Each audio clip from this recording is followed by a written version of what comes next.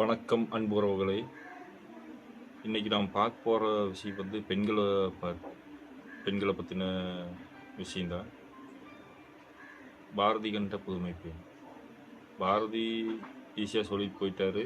அதே மாதிரி அந்த காலத்தில் இருக்கிறத விட இந்த காலத்தில் வந்து பெண்கள் தான் எல்லா தொழிலாகட்டும் படிப்பாகட்டும் எந்த ஒரு விஷயத்துலையுமே முதலிடத்தில் இருக்கிறாங்க. ஆனால் இன்றைக்கி வந்து பெண்களுக்கு பாதுகாப்பு இருக்குதா அப்படின்னு சொன்னால் அது ஒரு கேள்விக்குறியாக தான் இருக்குது. ஏன் பெண்கள் இவ்வளோ பாதிப்பு அடைகிறாங்க அப்படின்ற போது இதில் சரிசமமான ஒரு என்னை பொறுத்த வரைக்கும் ஒரு 50% பெண்கள் மேலேயும் தப்பு இருக்குதுன்னு தான் சொல்லுவேன். 50% பெண்கள் மேலேயும் தவறுகள் இருக்குது. எப்படி அப்படின்னா, அவங்க வந்து ஒரு வேலைக்கு போகிற இடத்துலையோ படிக்க போகிற இடத்துலையோ வந்து அறியாமை,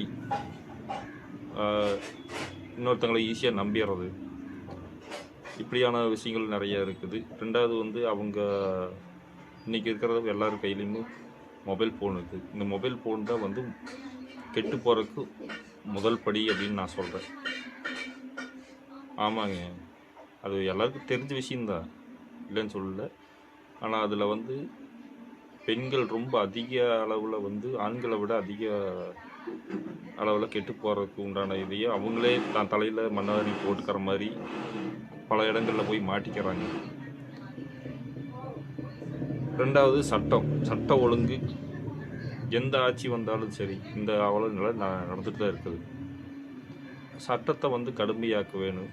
ஒரு தவறு செஞ்சால் அந்த இடத்துல வந்து அவனுக்கு அப்போவே தண்டனை கொடுக்கக்கூடிய ஒரு சூழல் இருந்தால் மட்டும்தான் இந்த குற்றங்கள் குறையும்.